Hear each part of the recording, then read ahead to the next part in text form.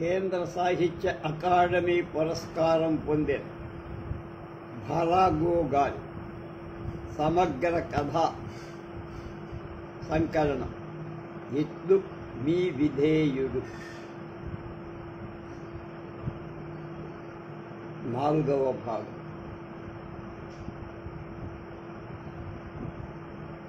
పన్నెండు 8/24 గమన శ్రమ అనే కథ.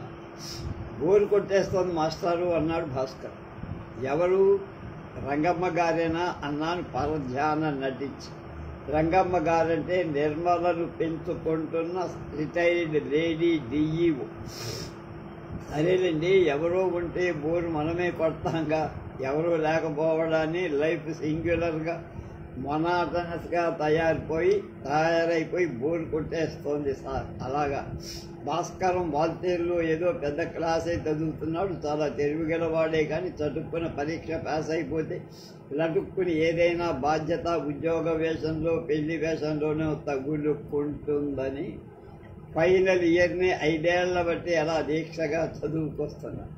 మంచివాడు, ఇంట్రెస్టింగ్ చాప్, టెరిబుల్ ఫెలో అంటారు. అతని గురించి doctor Vasundharadevi, philosophy professor Subramanians, advocate Kameswararao గారు మొదలై.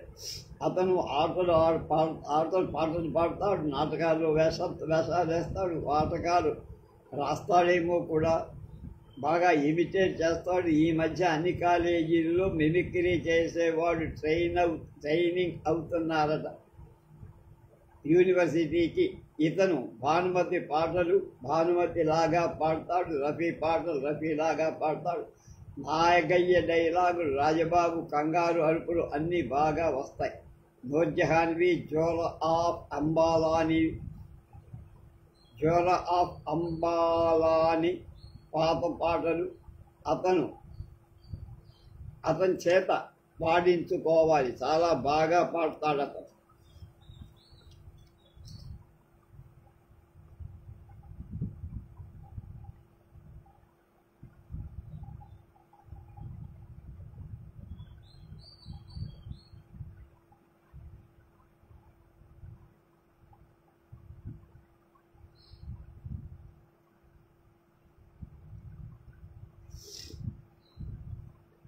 ఇప్పటి నుంచి వద్దు గురువుగారు, నేను టేప్ రికార్డర్ కొనుక్కునే దాకా ఆగండి. ఆ గొంతును మళ్ళీ అనలేనన్నాడు భాస్కర్. నేను ఆ మాట అంటే అలాంటి కుర్రాడికి లైఫ్ బోర్ కొట్టడానికి వీల్లేదే.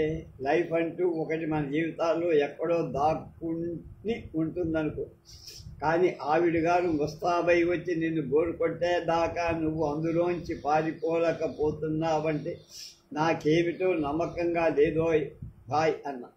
అంతా ఈ మధ్యనే సార్. మీ నిర్మలేమైంది అన్న. నిర్మలంగా ఉండిపోతానన్న. చచా, ఇన్సల్ట్. నిర్మల కట్టుకుంటున్న మలినం పోలికలన్నీ నావేనని యూనివర్సిటీలో ఏ గోడ మీకు ఇంకా చెప్పలేదా?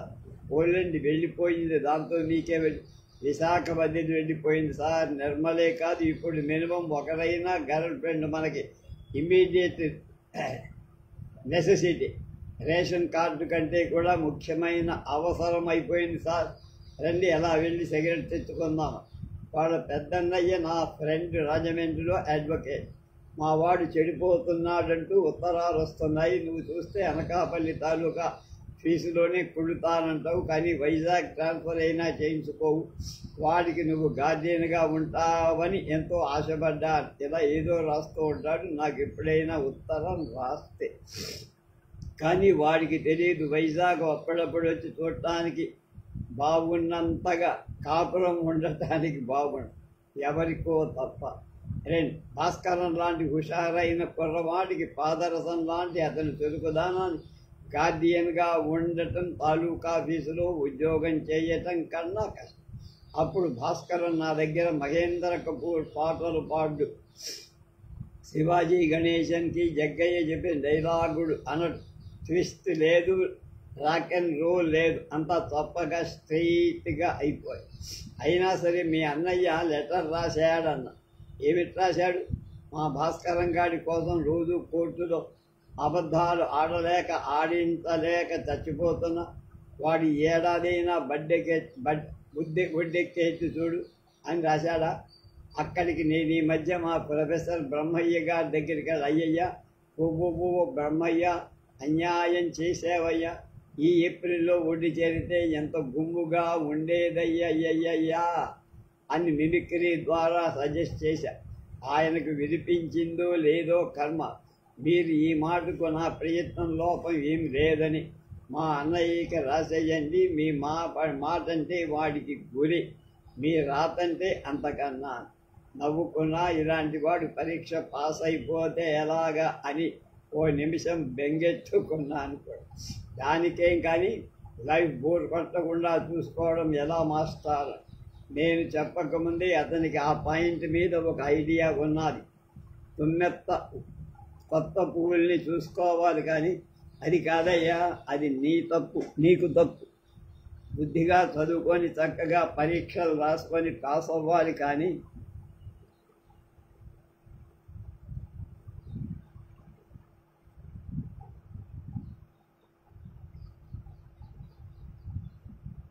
భావి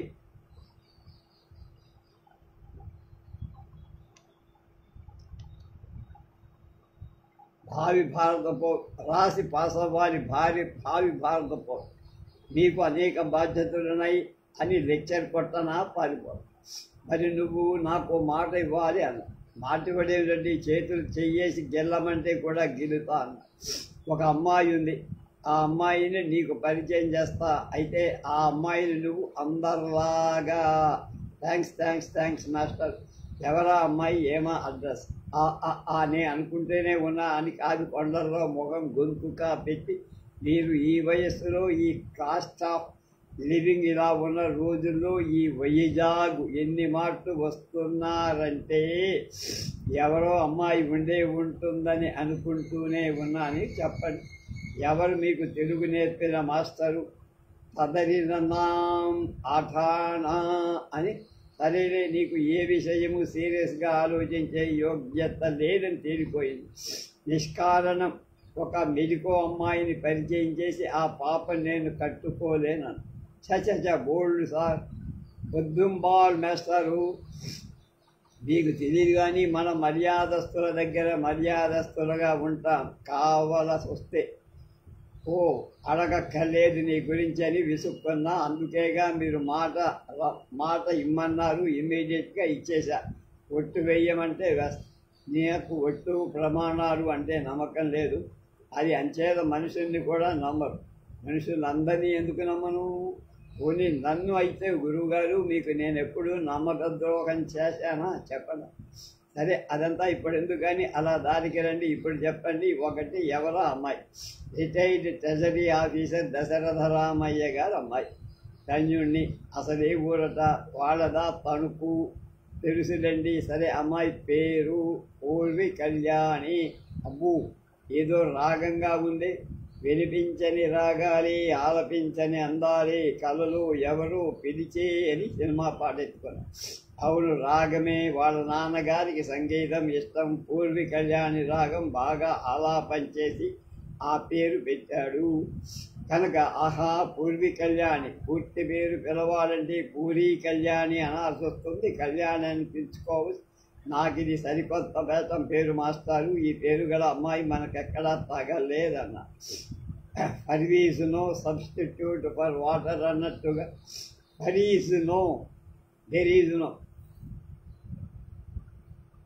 సబ్స్టిట్యూట్ ఫర్ వాటర్ అన్నట్టుగా కళ్యాణికి కళ్యాణే సాటి. బొంబాయిలో అయినా సరే మరెక్కడైనా సరే ఫర్దర్ అంటే ఏ ఇయరు ఎక్కడుంది ఇవన్నీ చెప్పండి. ఇంకా ఇక్కడ జాయిన్ కాల హరిహరి ఈ ఊరి సినిమా హాల్స్లో మంచి సినిమాల్లాగా త్వరగా వస్తున్నది అని రాసుకోమంటారా? ఎన్నాళ్ళు అవదు. గుంటూరులో 2 ఏళ్ళు చదివింది. ఇక్కడి ట్రాన్స్ఫర్ చేయించడానికి ఏర్పాట్లు అయ్యాయి. గవర్నమెంట్ ఆర్డర్ వచ్చేసింది. ఇంకా జాయిన్ అవ్వటమే తర్వాయి. మరీ మంచిది. స్టేషన్లో దిగగానే మనమై వెళ్ళి స్వాగతం సుస్వాగతం జయహో అని చెప్పచ్చు. ఈ ఊళ్ళో దొండపర్తిలో వాళ్ళ చిన్నాన్నగారు డాక్టర్, అక్కడ పుట్టపు చేస్తారు. కనీసం వారితో పరిచయం చేయండి. ప్రస్తుతం ఆ తర్వాత అయితే మనం ఏదో ఆ అమ్మాయి కోసం పరిచయం చేసుకుంటాం అనుకోడు. ఆయన అలా అనుకోడు కాబట్టి పూర్వి కళ్యాణి ఈ ఊరు వస్తోంది నాకు చెప్పకండి. అలా బికిరిగా మాట్లాడితే 2 రోజుల్లో సాధించుకుంటుంది. అదంతా నేను చూసుకుంటాను.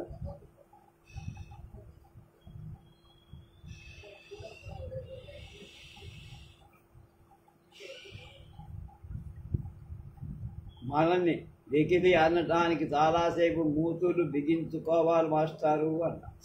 మోసం వేస్తారు అదే కళ్యాణి లేదు, కమాను లేదు. థర్డ్ ఇయర్లో ఎవరు కొత్త అమ్మాయి జాయిన్ కాలేదు. రోజు మెడికల్ కాలేజీకి వెళ్ళి రావటం అవుతుంది. అప్పుడే ఎంక్వైరీ మొదలుపెట్టావా? అయితే నా ఉత్తరం అందలేదన్నమాట. ఉత్తరమా? అదేమిటి? కళ్యాణికి టైఫాయిడ్ 1 నెల రోజుల దాకా రాదు. అరే వాట్ బ్యాడ్ న్యూస్. లెటర్ నీకు పోస్ట్ చేసి 3 రోజులు దాటిందే, ఎప్పుడు రాయని వాడిని నీకు కదా అని ఉత్తరం రాస్తే అది కాస్త మిస్ అయిపోయిందా? సరేలేండి, ఇప్పుడు రాయటం అలవాటు లేదు కదా, ఎప్పుడు అడ్రస్ రాయటం మర్చిపోయింది. అది కాదయ్యా, రీసెంట్గా అదే మొన్న నీతో మాట్లాడి వెళ్ళాకే ఉత్తరం. ఎవరు? అదే దశరథ రామయ్యగా. ఆయన ఎవరు బాబు? మీ పీకల మీదకి ఏదైనా కోర్టు పని మీద గట్రా విశాఖకు వస్తున్నాడా అన్న. అంత తొందరే? మనిషి ఎవరో ఊహించకుండా కామెంట్ అవుతాయా? ఆగండి. దశరథ రామయ్య కొంపదీసి పూర్వి కళ్యాణి ఆలాపనా పరుడు కాడుగా. ఎగ్జాక్ట్లీ. ఈ మాత్రం జ్ఞాపకీర్తి నీకు ఇంకా మిగిలి ఉన్నందు నీ పరీక్ష ఫెయిల్ అవ్వకుండా ఒడ్డెక్కచ్చు. ఇది స్పెషల్ కేసు, అందుకని రండి జ్ఞాపకం. ఇంతకీ ఏమని రాశారు? ఆ అమ్మాయి వైజాగ్లో చదవటానికి వస్తోంది. కాస్త ఎర్రగా బుర్రగా ఉన్నవాడు ఎవరైనా చూసి పెట్టమని రాశారు. పెళ్ళికే? కాకపోతే లవర్గా ఉంటా అనుకుంటున్నావా? ఈ రిటైర్డ్ ఆఫీసర్లు ఉన్నారే, ప్రపంచం అందరినీ రిటైర్ చేసి ఎలాగో సెటిల్ చేసేద్దాం అనుకుంటూ ఉంటారు. ఇందులో తప్పు ఏమిటన్నాడోయ్? తప్పున్నదా? థర్డ్ ఇయర్ మెడిసిన్ చదివే అమ్మాయికి పెళ్ళేమిటండి? కనీసం హౌస్ అర్జెన్సీ అయినా పూర్తిగా ఉంది. ఈ అర్జెన్సీ ఎందుకండి అన్న. సరే, ఆయన ఉత్తరంలో రాశారు, పూర్వి కళ్యాణికి జ్వరం, టైఫాయిడ్ అంటున్నారు, అంచేత ఇలా నెల్లాడిపోయేదాకా వైజాగ్ రాదు. చివరిని ఎవరైనా కుర్రాడుంటే ఊరికే పోనివ్వకు.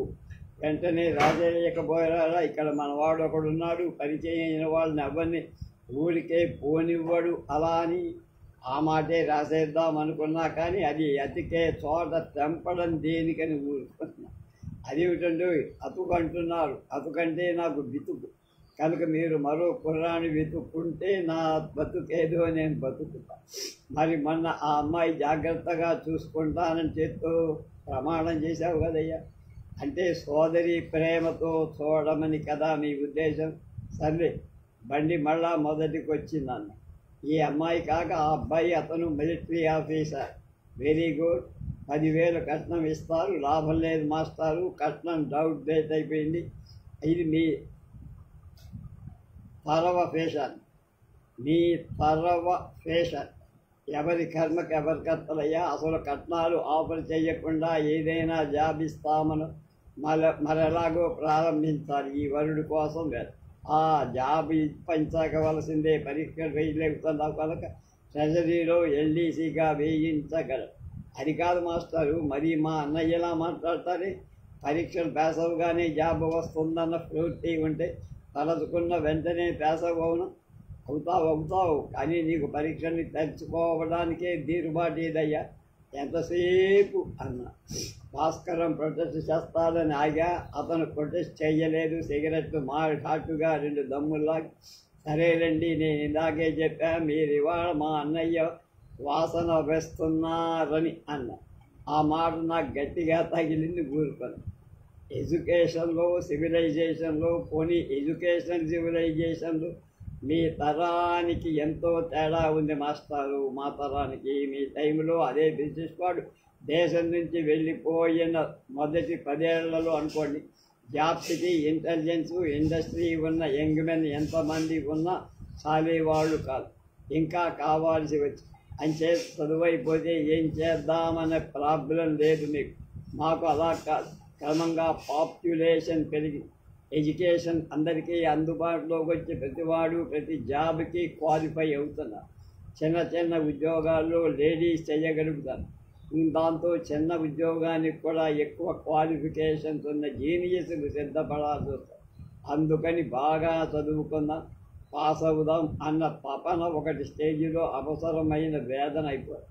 చదువు మీద పెట్టుబడిగా ఉపయోగించిన తెలివికి, పరిశ్రమకి తగిన ప్రతిఫలం జీవితంలో దొరకటం లేదు. అందుచేత యావరేజ్ స్టూడెంట్ ఏదో 4 మార్కులు ఎక్కువ వస్తే మంచిది కదా అని ప్రూడెంట్గా చదువుతున్నాడే తప్ప నిజమైన ఇంటెలిజెంట్ స్టూడెంట్కి స్ట్రగుల్ కావాల్సినంత అవసరం లేదు. దానికి తగిన ఆకర్షణలు లేవు. ఈ పరిస్థితుల్లో మీ తరం వాడు మరింత బాగా చదువుకొని మరింత కష్టపడి కాంపిటేటివ్ స్పిరిట్తో పనిచేయాలి కదయ్యా. నువ్వు చెప్పిన దాని ప్రకారం మా కాలంలో డూయింగ్ వెల్ సరిపోయి నీకు అది వర్తించదుగా. డూయింగ్ బెటర్ దాన్ అదర్స్ అనే అవసరం అనిపిస్తోంది కదా. ఇక్కడ సరే, అది అలా ఉంచండి. మీ టైంలో హిస్టరీ, జాగ్రఫీ, తగు మాత్రం పొలిటికల్ సైన్స్ ఉంటే స్మార్ట్గా ఉండటం సాధ్యపడిపోయింది. మాకు అలా కాదే, కామన్ సెన్సే కాకుండా కామన్ నాన్ సెన్స్ కూడా ప్రవేశించింది. వర్చ్యూస్లోనే కాక ఉపాయంలో కూడా చెయ్యి ముంచి ఉంచాల్సి వస్తుంది. లేకపోతే మీరొత్త ఫూల్, స్టూపిడ్, నిష్కంఫూఫ్ అనేస్తారు.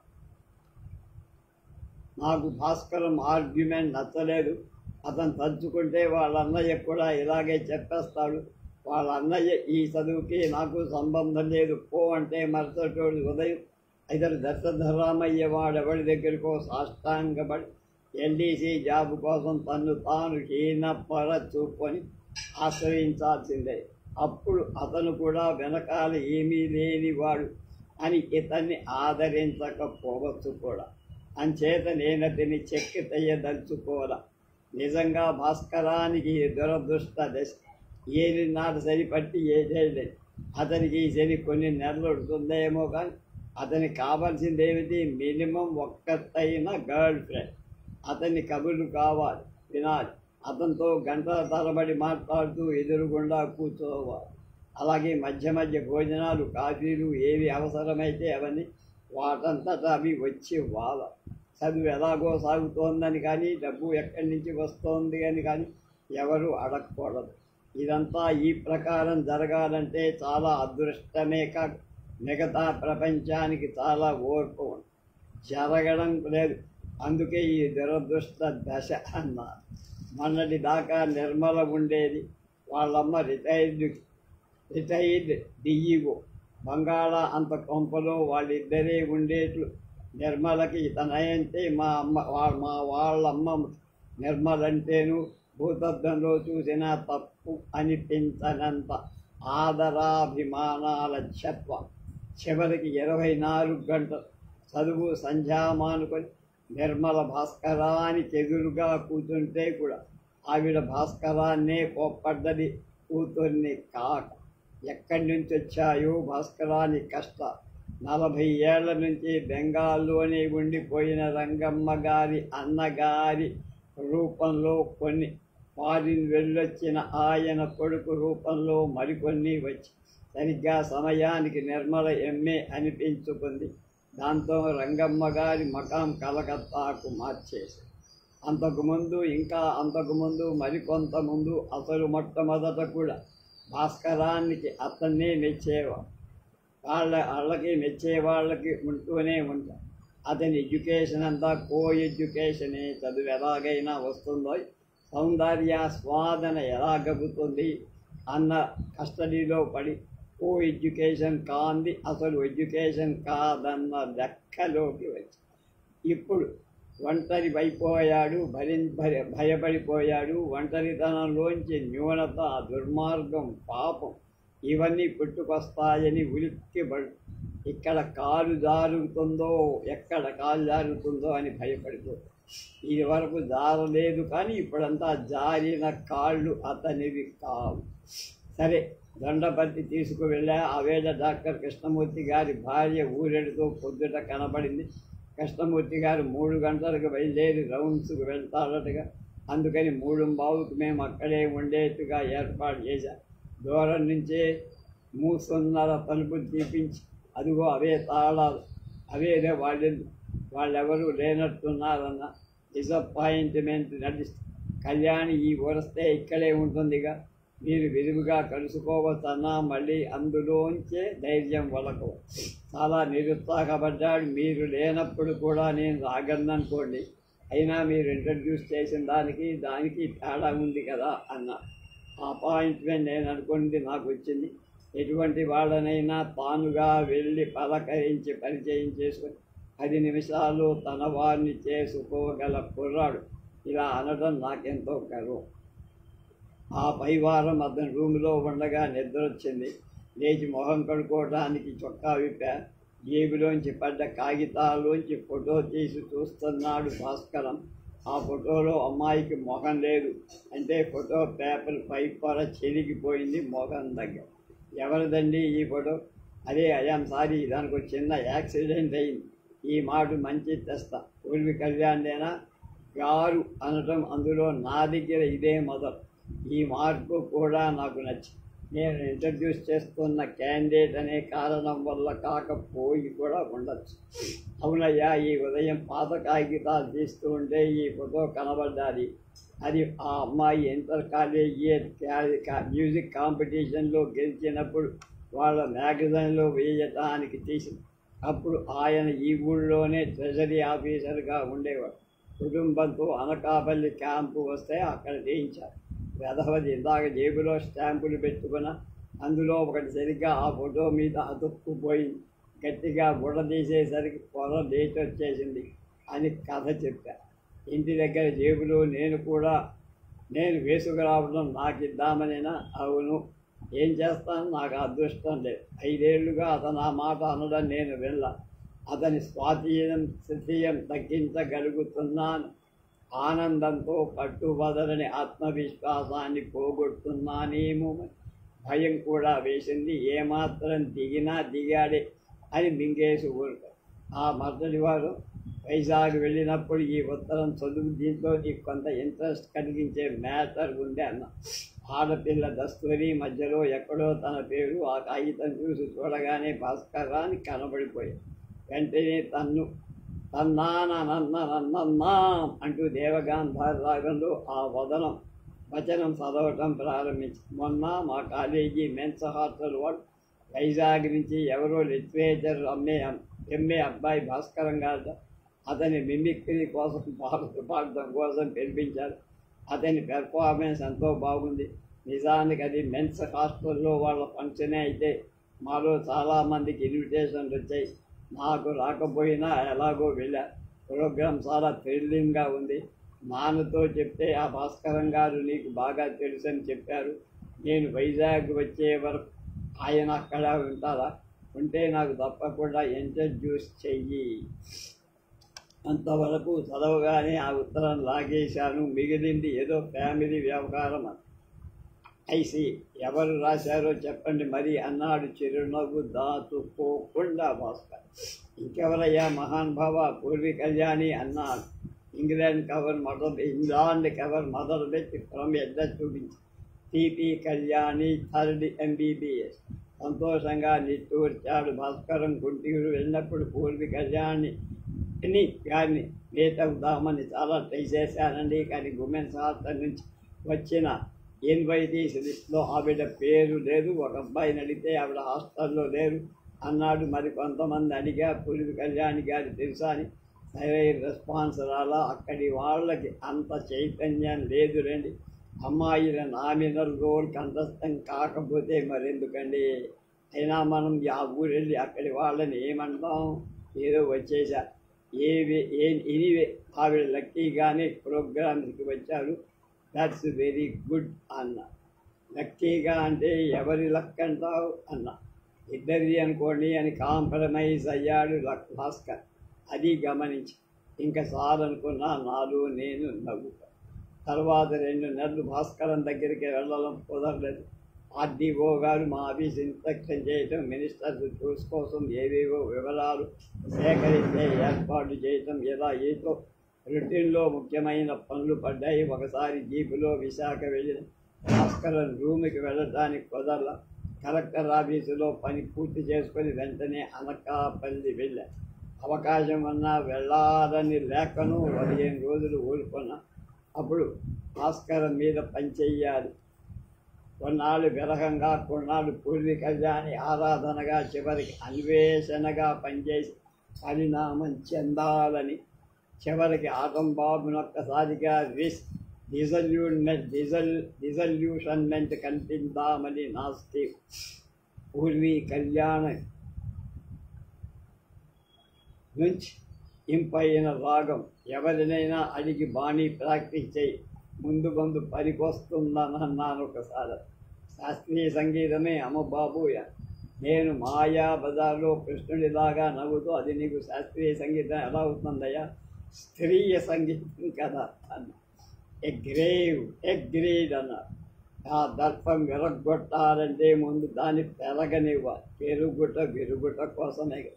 పెరగాలంటే అతనికి దాన్ని పెంచుకోవటానికి టైం ఇవ్వాలి.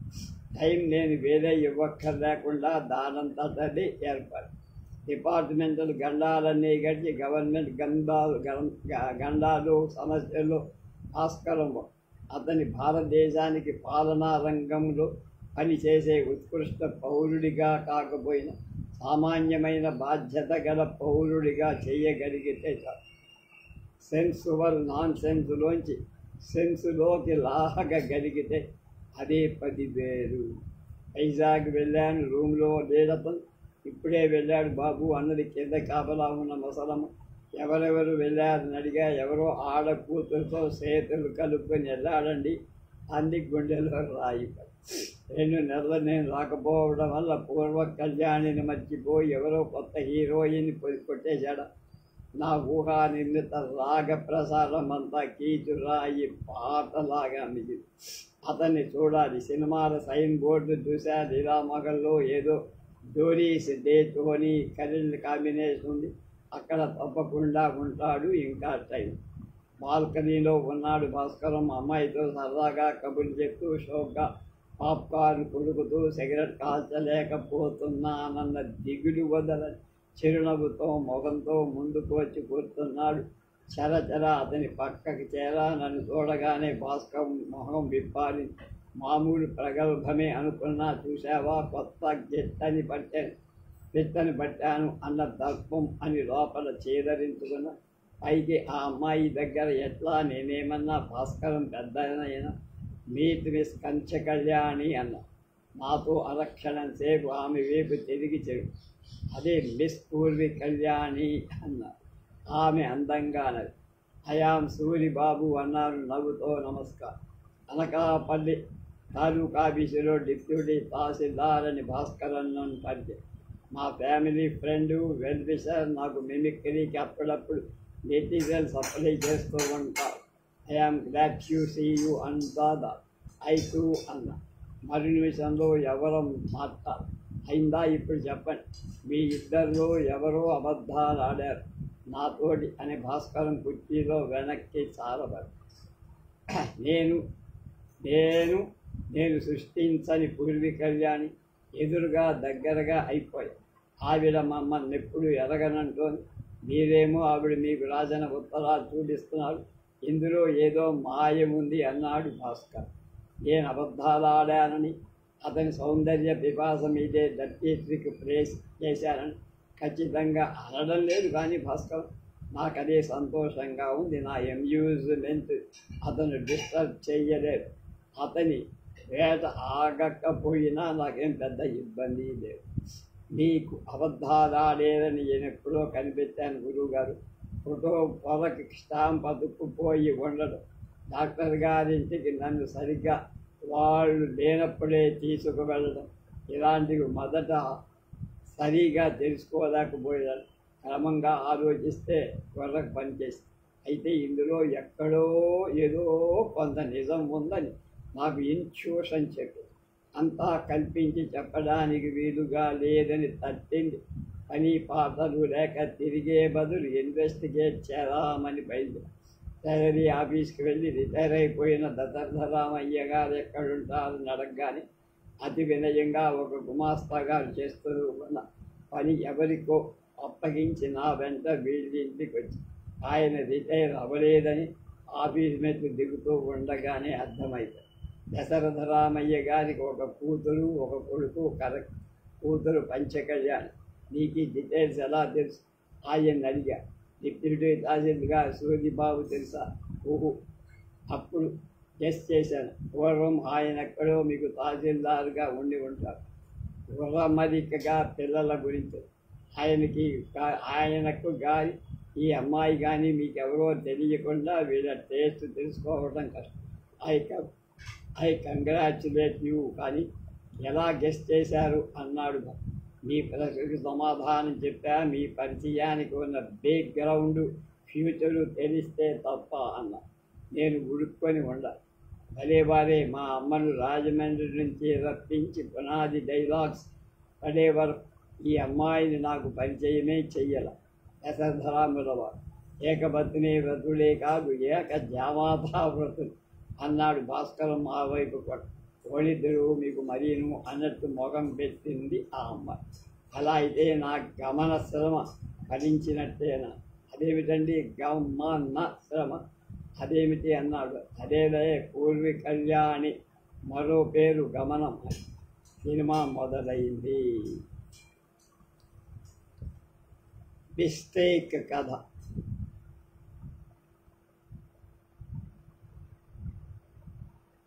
గట్టి న్యూసెన్స్ అని పైకే విసుక్కుంది శ్యామ. అప్పటికింకా శేఖరం గుమ్మం దాటి ఉండదు.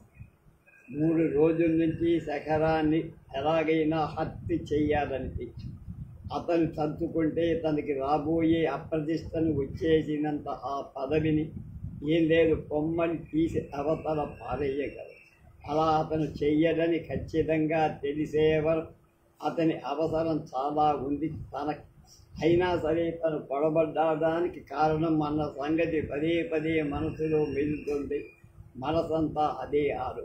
ఒక్క తెలివి తక్కువ పని శాశ్వతమైన ముద్ద. అతనికి శిక్ష లేదు సరికదా, కొంచెం బాధ కూడా లేదు.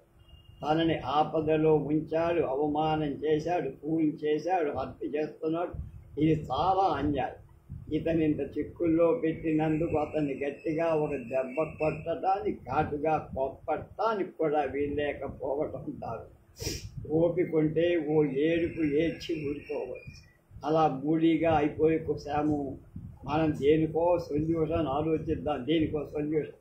అతను ఏదో కమాండింగ్గా డిమాండింగ్గా మొదల అనలే. తనకు కూడా ఏదో ప్రమాదం జరిగిపోయినట్లుగా మొహం దీనంగా పెడతాడు. మనం తప్పకుండా పెళ్లి చేసుకోగలం ఎప్పటి నుంచో అంటున్నాడు. మరి ఇలా గిల్టీగా పెడతాడు ముఖము గొంతుగా. నిన్న ఒకసారి అనిపించింది ఈ అవసరం వల్ల పిరికి వాణ్ణి కొసాకి మెడకి తగిలించుకోవడం కంటే అవి తెలుగు తక్కువ వ్యవహారం ఎక్కడికో మర్చిపోయి కొత్త బతుకుతే మంచిది అని సొల్యూషన్ ఆలోచిస్తానంటాడు. తన మనసులో ఆలోచనని పసిగట్టినట్టు ఇదేదో మొదలకుండా చూసుకుందాం అనేగా అతని ఉద్దేశం. ఎంత దారుణం, ఎంత రాక్షసం. అవు నిజమే. ఈ ఆలోచనలో ఇద్దరిలో మొదట తనకే వచ్చింది. అయినా ఎందుకో అతనిదే అన్యాయంలో అందులో కూడా ఏదో మిస్టేక్. తనకి అదే ఆలోచన కలిగినప్పుడు అది తనకు అవసరంగా తోచి అదే అతనికి పూరించగానే అందులో అతని స్వార్థం ప్రయోజనం ఏదో ఇమిడి ఉన్నట్టు అనుమానం వస్తుంది. బాగా చదువుకున్నాన్ని తేలిక ఎవరి టోపీలోనూ పడనని తనకి గర్వం. ఆ గర్వమే తన అహం.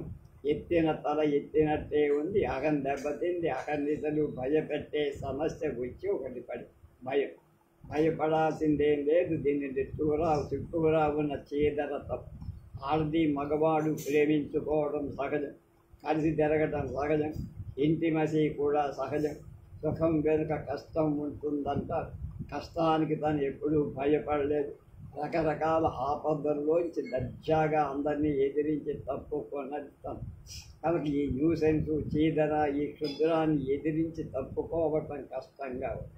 శేఖరం రోడ్డవతల 3వ నంబర్ బస్సు కోసం పరిగెత్తుతున్నాడు. శేఖరం అవతల నుంచి శ్యామలకే బస్సు తప్పిపోయిన వాడి ముఖం పెట్టి ఇటువైపు తిరిగాడు. శేఖరం అక్కడతను ఇక్కడతను శ్యామల అటు వెళ్ళాలని ముందుకు వంగి కఠోరంగా హారన్ మోగించుకుని అసహ్యంగా అడ్డం వచ్చింది జీప్. పడిపోబోయి నిలదొక్కుకుంది. 20 అడుగుల రోడ్డు అటు ఇటుగా సెకండ్లు ఎడబాసి ఉండటం చిరాగ్గా అతను ఎందుకు తన వైపు రాకూడదు? నిన్నటిదాకా అలా వచ్చిన వాడిగా ఇప్పటికిప్పుడు ఈ నిరుత్సాహం, ఈ తిరిగితనం ఎందుకు? కాదేమో, అవునేమో, డర్టీ న్యూసెస్ వస్తే రాని, పోతే పోని, అటు చూడకు పిలవడం అయింది. వచ్చాడు, 2 చేతులు పట్టుకున్నాడు. నువ్వు ఇలాంటి పని ఎప్పుడూ చేయవని మాట ఇవ్వాలి. చప్పున విదిలించి చేతుంది. అలా ఏమైడియా ఎమిట్ క్రీచర్, నేను అలా ఆత్మహత్య కోసం ప్రయత్నించానని మాట ఇవ్వాలి. అంత బుద్ధిహీనులా అని అనుకుంటున్నాడా? అనుకోవడమేమిటి అంటున్నాడు. ఆ మాత్రం అర్థం చేసుకోలేకపోయినో దానికి ఇన్నాళ్ళు కలిసి తిరగడాలు, ఈ స్నేహం, ఈ ఇంటిమసి ఎందుకు? ఆపదలు మనుషుల్లో మంచిని ఔదార్యాన్ని, హృదయ వైశాల్యాన్ని, అవతలి మనిషిని అర్థం చేసుకునే సహృదయతని పెంచుతాయి. నిజమేనా? ఒకరిని గురించి మరొకరు నీచంగా, హీనంగా, నిందాత్మకంగా ఊహించుకోవటం నేర్పుతాయి. నడక, నిశ్శబ్దం. నేనంత పిరికిదాననుకున్నావాయా?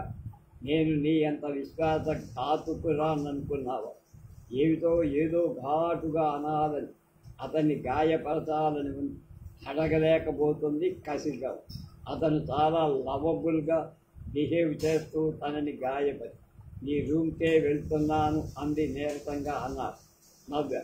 నేను నీకోసమే బయలుదేరి వచ్చా. శత్రువుల్లా పొడి పలకరించారు. నిన్నటిదాకా ఒకరినొకరు పంచప్రాణాలుగా కట్టుకున్న బట్ట కంటే అపురూపంగా చూసుకుంటున్న ప్రేయసీ ప్రియులం మేము. ఏకాంతం కావాలి, అక్కడ చూపిస్తా తడాక. పద. పగోడా దగ్గరికి. అలవాటైన కాళ్ళు అక్కడికి వెళ్ళగానే జోడిగెడుతున్నాయి. హఠాత్తుగా ఆగింది శ్యామల. నేనటు వేపు రానని. అక్కడి ఆ బీచ్ రోడ్డును అంతా చండాలు, సభ్యత లేకుండా మగాళ్ళంటే ఎన్నాళ్ళు లేని భయం. బేకరీతో జోడించుదంటున్నారు. భయమా? అసహ్యం. ఆమెకి అసహ్యం, అతడికి భయం. పోనీ ఇటు వెళ్దాం పద. అటూరా. అదేమిటి? ఓహో, ఉమెన్స్ హాస్టలా? వెనకటికి ఎవతో తనకు ఆడవాళ్ళంటే అనుమానం, మగవాళ్ళంటే మొహమాటం అన్నదిట. మనకి జోక్స్ ఒక్కడే తక్కువ వచ్చాయి. అయింది, మళ్ళీ నేరస్తుడి మొహం పెట్టేశాడు. అనుకున్నదేగా హత్య చెయ్యాలని. అతను హత్తబలేదా? నక్క వినయం మాకెవి. మరెక్కడికి వెళ్దాం? మాకొక 100 రూపాయలు తెచ్చివు. ప్రతిధ్వనిలా వచ్చింది డిమాండ్. మొహం పక్కకు తిప్పు. అది కాదు శ్యామ్, రోడ్డు మీద బతిమాలుకోవటం కష్టం. నేను అడగకూడదనుకుంటూనే అడిగా. ఆ పరిస్థితి కడుపులో పెట్టుకొని అంత వేదన గుండెలో దింపుకొని అలాంటి వెచ్చటి కన్నీళ్లు కళ్ళలో తిరుగుతుండగా ఆడది రోడ్డు మీద ఎలక్ట్రిక్ పోల్ అనుకొని నిల్చుంటే శేఖరం లాంటి మొగాడు తట్టుకోగలడా? లేదు.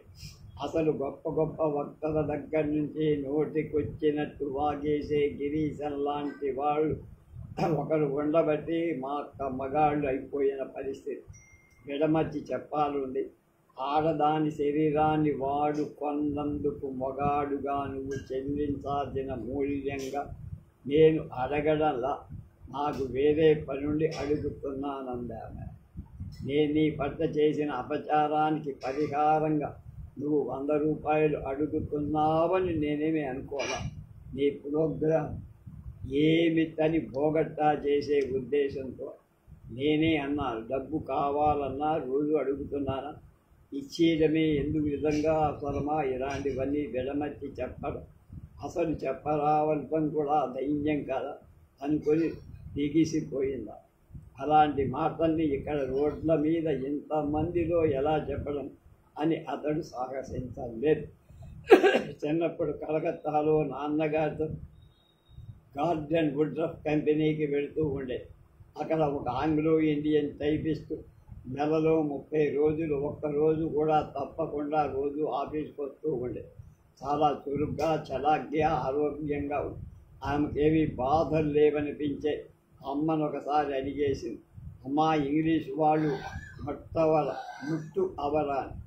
ఏ సబ్జెక్టుకైనా సరే డౌట్ వస్తే ఇంగ్లీష్లో ఉన్న పుస్తకం రిఫర్ చేయటమే అలవాటు.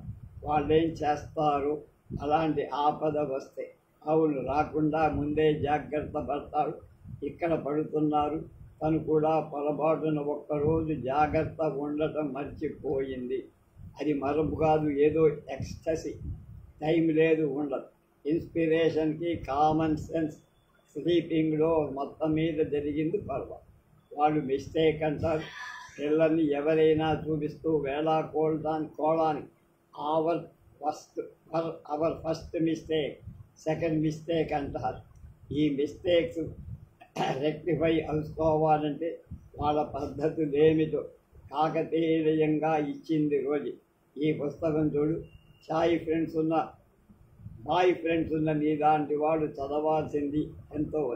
అబార్షన్ ఏ గర్ల్ స్టోరీ, 43వ పేజీ అండర్లైన్ చేస్తుంది. తను చూసి చూడకముందే నిర్మలా శ్రీనివాసన్ అందుకుంది పుస్తకాన్ని. నువ్వు అలాంటి ఫిక్స్లో పడ్డావా? హాస్యం చేస్తూ అందు శ్యామల. నువ్వు అంటున్నావు, నువ్వు పడ్డావి వీడు కొంపది అని తెరగొట్టింది. అది కాదు, శ్యామల ముఖం ఎదవడు. ఆ పుస్తకంలో గర్రల్లాగా అవటానికి నేనే మీలాగా మిస్సును కాను. అవన్నీ మిస్సులు చేసే మిస్టేక్స్. అలా అని రూలేం లేదు. మిస్టెస్లు కూడా ఒక్కొక్క నెల మిస్ అయ్యారంటే స్ట్రెస్ తప్పదు అని రోజీ హెల్ప్ చేసి.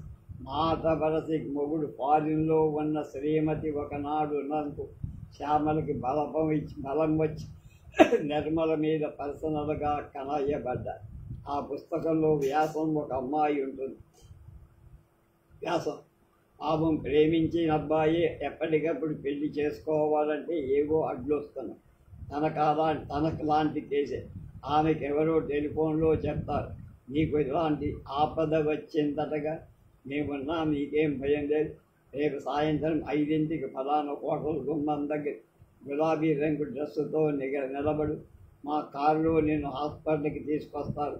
అంతా సులువుగా, నొప్పి లేకుండా త్వరగా జరిగిపోతుంది. మళ్ళీ 8 లోపల నిన్ను హోటల్లో మా కారులోనే దిగబెట్టారు. $500 తెచ్చుకో. మిగిలిన ట్రీట్మెంట్ మీ ఇంటి దగ్గరే. ఆమె ఒప్పుకుంటుంది, తప్పదు కదా. $500 చాలా ఎక్కువేమో. రూపాయల్లోకి మారిస్తే $3,700 అంటే 70 రూపాయలు అవుతుంది. వాళ్ళ దేశంలో డాలర్లు రూపాయలు లాంటివేమో. కొని అలా అయినా $500 అంటే ఎక్కువేగా. ఎంత పెద్ద తప్పైనా ఇంతకంటే పెద్ద జరిమానా కాదా?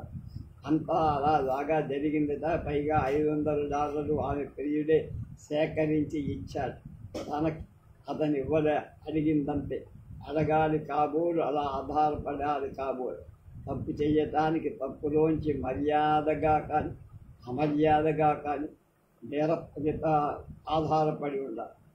అమర్యాదగా కానీ అతను ఒప్పుకోమని పశ్చిమాల తేడా లేకుండా ఆడది మొగాడి మీదనే ఆధారపడాలి. మామిడి చెట్టును అల్లుకున్నది మాధవీలత ఒక షియర్ నాన్ సెన్స్ బంక. మా వీధిలో ఒక ముసలావిడ ఉన్నది. ఆవిడికి ఇదొక రెగ్యులర్ ప్రాక్టీస్. నెలకి 4 కేసులు కనీసం తగ్గుతాయి. నేటివ్ ఆపరేషన్ లాంటిది ఏదో చేస్తుందనుకోండి. నోట్లో ఏవో మందులు కూడా ఇస్తుందండి నిర్మలా శ్రీనివాస్. ఓనిదు డర్టీ ఫెలోస్ అని ముఖం పొడమటలాడించింది శాప్. 4 కేసుల మీద 400 సంపాదిస్తోంది కాబోలు. 4,000 సంపాదించని చీచీ వెదవదు. ఆడవాళ్ల మధ్యకు వచ్చేసరికి శ్యామల కన్జర్వేటివ్ అయిపోయి బతకడం కష్టమని ఆమె థియరీ. అలా ఎవరి ఆపదలు ఎలాంటివో అని సన్నాయి నొప్పింది రోజు. 100 పుచ్చుకోదు, 1000 పుచ్చుకోదు. కేసుకు $50 తీసుకుంటుంది. గ్యారంటీ ట్రీట్మెంట్ అని కాన్ఫిడెన్షియల్గా ఉంచుతుందని ఆయన దగ్గరికే వస్తారు జనం. హుషారుగా ఇన్ఫర్మేషన్ ఇస్తోంది నన్ను. మన సంగతేమీ పసిగట్టి హెల్ప్ చేయటం లేదు కదా. మీ వీధిలో నాకు తెలిసిన వాళ్ళు ఎవరున్నారో సిన్సియర్గా కాజువల్గా అడిగింది. అదేనో ఆ ఎర్ర డాబా పక్కన పాత పెంకుటింటి లోపలి గదిలో నల్లదాబిద పక్కపలసగా ఉంటుందే చూడలేదా అన్నట్టు ఒకసారి తేలు మంత్రం పెడుతుందని చూపెట్టానే అది అదిగో ఆవిడ. ఓహో, ఎందుకు ఇలాంటి వెధవ పనులు చేస్తుంది? బాగుందో నువ్వన్నమాట, నీకు అది వెధవ పనిలాగా అనిపించదు. కొందరికి అది అవసరము కావచ్చు. వాళ్ళ దృష్టిలో ఆ సమాజంలో ఆవిడ దేవ. నా దృష్టిలో మాత్రం రాక్షసు. దాని కళ్ళు కూడా చెంగల్రావు పేట నూతులాగా లోతుగా ఉంటాయి. నల్లగా సన్నంగా చెంపెలు జుట్టు అని షేక్స్పియర్ నాటకంలో విచెస్ లాగా ఉంటారు కాదు. అయితే నాకు తెలియక అడుగుతా, ఆవిడికి మొగుడు లేడన్నావు కదా, మన సరస్వతి గారు పెట్టుకున్నంత బొట్టెందుకు పెట్టుకుంది? అదే ఆవిడ ఏదో శక్తి పూజ చేస్తుందట. ఆ పూనకం ఉన్నంతసేపు బొట్టు పెట్టుకోవాలి. దీని శక్తి సభగా ఉండ. ఓహో, అయితే పిల్లా పీచు లేదు కాబోలు, అందుకే ఇలాంటి పనులు చేస్తుందా? పిల్లల్ని కన్న తల్లి అయితే ఇంత లేచి ఘోరాలు చేస్తుందా? ఎందుకు లేదు? ఒకడున్నాడు, వాడికి ఈ బిడ్డ చేసే పనులు నచ్చక ఆ ఊళ్ళోనే వేరే కాపురం పెట్టారు. అవును మరి, ఇలాంటి పనులు చేసే స్వంత కొడుకైనా భరించారు. డబ్బు తెచ్చి కూడా గేటు దగ్గర సారీ ఫేస్ కట్ చేసి నిలబడ్డాడు శేఖర్. అదిగోనోయ్ నీ బాయ్ ఫ్రెండ్. బాయ్ కాదు, ఫ్రెండు కాదు. బాయ్ కాకపోతే గర్ల్ అంటావా? Girls are far better. Achyutamma ఎవరు? నేనే. అంజమ్మ పంపింది. కూర్చో. డబ్బు నిన్ననే పంపాను, ఇచ్చింది. ఆలస్యం ఉందా? లేదు. లోపలికి వెళ్ళిపోయి చీకటి కొట్టు, పాతకాల పీఠు, ఆసుపత్రి వాసనే కాస్త ఇంపుగా ఉంటుందనిపించే దుర్గంధం. ఏం చేస్తుందో? నేటివ్ ఆపరేషనా అంటే మూట కత్తి పెట్టి పరపర కోస్తారా ఏమి చెప్ప? ఆ డబ్బీలో ఎర్రమందు లేదేమే? లోపలి నుంచి పెద్ద కేక్. జవాబు లేదు. డబ్బీ నేలకు వేసి కొట్టినంత తప్పుడు. 10-15 తిట్లు. వెళ్ళు. వేగరం పట్ల మనిషి కూర్చున్నాడని చెప్పు. ఇక్కడున్నట్టు రావాలి. పక్కని సందులోంచి ఎవరో ఆడ మనిషి నడిచినట్టు మట్టెల తప్పుడు. తలుపు తీయటం, మళ్ళీ వేయి. కప్పు మని ఏదో నల్లమందు వాసనలా వచ్చిన గదంతా కవి. అచ్యుతమ్మ నల్ల మందేసుకుంటుంది కాబట్టి అడలిపోయింది శ్యామల. తన పక్కనే మనిషి ఎప్పుడొచ్చింది, ఎలా వచ్చింది? ఆశ్చర్యంతో నోరు తెరుచు. నోట్లో ఏదో మాత్ర వేసి నల్లమందా అడిగి వేయించుకోవాల్సి సమయానికి తెల్లాలి. గోడకున్న అలమారు దగ్గరికి వెళ్ళింది అచ్యుతమ్మ. టేబుల్ మీద పడుకో పిల్ల అంది. పిల్ల ఏం పిలుపు? చెప్పింది జగడానికి బుద్ధి పెట్టనంత వెగటుగా. అచ్యుతమ్మ అలమారలోంచి సామాన్ తీసింది.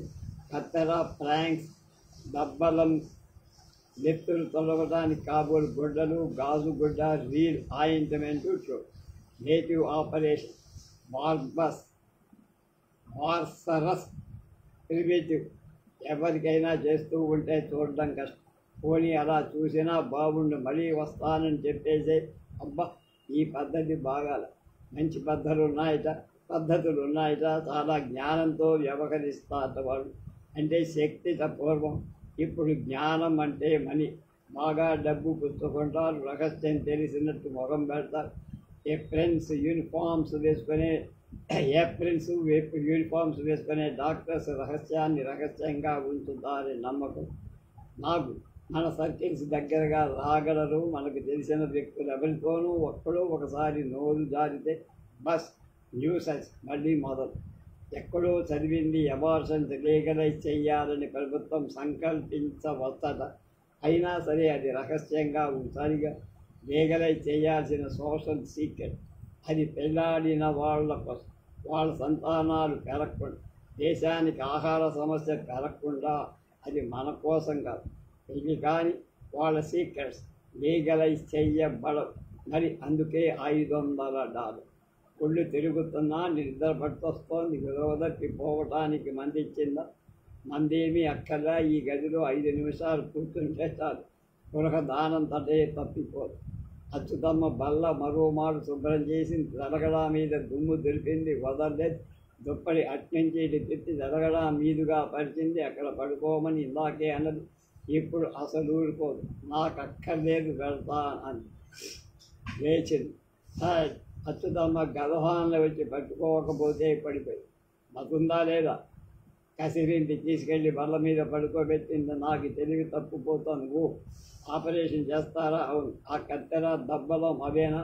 నవ్వింది. భయం లేదు, నొప్పెట్టదు. నాకొద్దు. వద్దంటే మాట్లాడవే. పెళ్ళి అబ్బాయిని మళ్ళీ బతిమాలుకుంటావా పెళ్లి చేసుకోమని? చిరునవ్వులో వేళాకోళమే కానీ ఏదో అపేక్ష కూడా ఉంది. ఇవన్నీ నీకెందుకు? అంజమ్మ అంతా చెబితే చెప్పిందిలే. తర్వాత ఏమని దబాయించాలి? Doctor knows your mistakes. మగవాళ్ళు బతిమాలుకుంటే వింటారా? వింటే అదంతగా నన్ను తీసుకెళ్ళి రిక్షాలో కూర్చోబెట్టి నేను వెళ్ళిపోతా. ఇక్కడంతా వాసన భరించలేకుండా ఉన్నా. బలం ఎరువు తెచ్చుకొని బల్ల దిగింది. లోపలి గదిలో బూట్ల చెప్పు. అమ్మా మగ గొంతు పిలుగు. వచ్చే అచ్యుతమ్మ అవతలికి తెలియదు. ఆ పిలుగు అచ్యుతమ్మకి కాదేమో. తనని ఎవరో అమ్మ అని పిలుస్తున్నట్టుండి తీయగా ఉంది. ఆ పిలుగు మధురంగా ఉంది. పిలుగులోని భావం మళ్ళీ మళ్ళీ వినాలని ఉంది. ఆ కంఠస్వరం అంత తీయటి పిలుగు ఉంటుందా? నేను అమ్మని అని పిలిస్తే అమ్మ అలాగే రెస్పాండ్ అవుతుందా? కాబో. అచ్యుతమ్మ తలుపు దాకా వెళ్ళి వెనక్కొచ్చింది. తాను ఆ మాట విని బల్ల మీద పడు. ఇక్కడ బాగానే ఉన్నది. ఈ బెంచి సన్నం పడిపోతే కింద పడిపో. పర్వాలేదు. తలుపు మూసేసింది. గొళ్ళం వేసిన చప్పుడు. తలుపు పాపతల గుసగుసలు. తల్లి కొడుకు మాటలు. ప్రియగా పిలిచే కొడుకు అభిమానంగా మాట్లాడి అమ్మ అంత మెల్లిగా మాట్లాడతారే? కడుపులో బిడ్డ అతి నెమ్మదిగా మాట్లాడుతుంది. కదలికలే సంభాషణ. అబార్షన్ కాకపోతే బిడ్డ పుట్ట. బిడ్డ మాట ఇప్పుడే వినిపించదు. వినిపించని చప్పళ్ళ కోసం వీణులు ఆదుర్దాం. ఆ ఆదుర్దాలు ఆనందం. ఆనందోనే కాబోలు అమ్మ కాబోయే ఆడది పచ్చగా పుష్టిగా నున్నగా అయిపో. అమ్మా అని పిలవవలసిన బిడ్డ కడుపులో ఉంటేనే కావలసినంత ఆనందం. అమ్మా అమ్మ ఆదరం అపేక్షించిన వాళ్ళు అమ్మా అని పిలుస్తారు. అమ్మగారు అమ్మ. తలుపు దాకా వెళ్ళి వినాలనుకుంది. పడిపోతావన్నది అచ్యుతమ్మ. అతనికి అమ్మ అచ్యుతమ్మ. అతని పేరు అచ్యుతరామ. గొంతులు పెద్దవవుతున్నాయి. తలుపు దగ్గర మనుషుల సడి. తలుపు సందులోంచి ఎవరిదో కన్ను. ఈ గదిలో ఎలక్ట్రిక్ లైట్ వెలుతురుపడి తక్కువని మెరిసింది. చూశాడు. వాడెవడో నన్ను చూశాడు. గుర్తుపట్టేస్తాడు. రోడ్డు మీద వెళ్తుంటే ఇదే ఈ ఇంటికొచ్చి మా అమ్మ చేత దింపించుకున్నది అని చెప్పేస్తాడు. అడిగిన వాళ్ళకి అడగని వాళ్ళు. అక్కడ నీ సీక్రసీ ఉంటుందని అమ్మ ధర్మం. లేదు. ఇక్కడ సీక్రసీ లేదు. డిఫెన్సీ లేదు. కట్టెసీ లేదు. అదొక కమేళా. నేటివ్ ఆపరేషన్లు పల కోసి పారేస్తాడు. వాడు ఎందుకు వచ్చినట్టు, ఎందుకు చూసినట్టు? అవును చూస్తాడు. తల్లి భ్రూణ హత్యలు చేసి డబ్బు సంపాదిస్తుంది. కొడుకు ఆ మనుషుల లిస్టు రాసుకొని వాళ్ళ అడ్రస్లు సంపాదించి బయట పెడతానని బెదిరించి వాళ్ళ దగ్గర డబ్బు లాగుతాడు. బాగా ఉంటుంది ప్రాక్టీస్. మెదడు కల్లేరు. వెధవ పని చేసింది. కప్పుపుచ్చుకోవడానికి ప్రయత్నించడం అంతకన్నా వెధవ. అది అయిపోతే దీనివల్ల ఆరోగ్యం గట్రా చెడిపోవటము, లేక ఈ గాయాలు మానకపోతే బ్లాక్మెయిలింగో సంభవిస్తే మళ్ళా దానికోసం మరో తప్పు చెయ్యటము జరుగుతుంది. ఈ తప్పుని కమ్ముకోవడానికి 10 తప్పులు. శిక్ష అనుభవించేసినా బాగుంటుంది. కష్టం. శిక్ష అనుభవించడం అంత తేలికే. ఇంకా చెయ్యొచ్చు. బాస్ మంచివాడు. విశాఖపట్నం బోరు కొడుతుంది సార్ అంటే సార్ ఎక్కడికి కావాలంటే అక్కడికి పంపిస్తారు. ఏ అనంతపురమో దూరంగా వెళ్ళి అబద్ధాలు చెప్పి కాలక్షేపం చెయ్యి. తలుపు అవతల కూడా అరవకురా. అరుస్తానా? మరీ అరుస్తానా? నువ్వు ఈ వెధవ పనులు మానమంటే మానవు. నేనేదో మర్యాదగా ఇంత సంపాదిస్తున్నా. నీ బుద్ధిని చివరికి నీ విద్యంతా సరిగ్గా ఎవరి మీద ప్రయోగించావు చూడు. గొంతు తగ్గింది. మెల్లిగా మందలిస్తున్నా. అతను చెప్పేది బాగున్నట్టు జ్ఞాపకం వచ్చి నిర్మల ముందే చెప్పింది కదా, అతను బ్లాక్మెయిలింగ్ చేసే మనిషి కాదు. తలుపు దగ్గరికి వెళ్ళాలి. అతని గొంతు బాగుంది. అతను ఆడే మాటలు బాగున్నాయి. ఈ డర్టీ ఆపరేషన్లు వద్దంటున్నాడు. నన్ను అమ్మని కమ్మంటున్నాడు. Good bye. ఎర్రమందు తెచ్చానమ్మా. దూరం నుంచి ఆడగొంది. వస్తున్నాయి. నల్లమందు, ఎర్రమందు, దబ్బరం, కత్తెర, ఫ్రాంక్స్, గుడ్డ పేలికలు, ఇంగువ ముద్దలు కంపు అమ్మాహు అమ్మా నన్ను చంపేస్తున్నారు. అమ్మా నన్ను పుట్టనియ్యవా, అమ్మా నేను నీకు ఏం అపకారం చేశాను, అమ్మా నన్ను పుట్టని నీకు పొయ్యని తిరుపునందిస్తా. అమ్మా నువ్వు ఈ వెధవ పనులు మానవా, మర్యాదగా సంపాదిస్తున్నావు, తప్పు పనులు చెయ్యకు, ఒక తప్పుని కమ్ముకోవడానికి 10 తప్పులు చేయకు, సంవత్సరం ఆగితే పెళ్లి చేసుకుంటాడు, ఆఫీసులో నచ్చజెప్పు, అనంతపురం వెళ్ళు, అమ్మా నాన్న కలకటాలో ఉన్నారు, సంగతి తెలీదు, నీలాంటి వాడు చదవగలిసిన పుస్తకం $500 ఇవ్వకు, డీసెన్సీ కట్టేసి సీక్రెసీ లేవు, వాటే మిస్టేక్ ఏ మిస్టేక్. సేకరణ ఎక్కడున్నావు, సగం మిస్టేక్ అయినా నీదని ఒప్పుకో. కళ్ళు తెరిచింది శ్యామల. ఇంతసేపు తెలివి తప్పి పడిపోయి ఉన్నది, కానీ ఆ మురికి వాసన గదిలో కటికి నేల మీద కాదు, తన ఎదురుగా నిలబడ్డది అచ్యుతమ్మే. కానీ ఆమె చేతిలో ప్లాంక్స్ దబ్బన లేవు. పక్కన ఆమె కొడుకు శేఖరమే నిలబడ్డాడు, కానీ అతని పెళ్లి కోసం సంవత్సరం ఆగేట్టుగా లేదు. కడుపులో బిడ్డ ఉన్నది, కానీ ఆక్రందలేమీ చేయదు. శ్యామల మనసులో ఒక క్షణం తాను ఇటువంటి పనులు చేసే అచ్యుతమ్మ కోడలు కావాల్సిందేనా అని, అది డర్టీ న్యూసెన్స్ ఏమోనని అనుమానం చూపింది. కానీ శేఖరం ముఖంలో నవ్వు కాని అది అట్టేసేపు నిలబడ. ఇప్పుడు తను చేసింది మిస్టేకే అయినా తప్పు అనిపించుకోదు. అవును, ఫస్ట్ మిస్టేక్.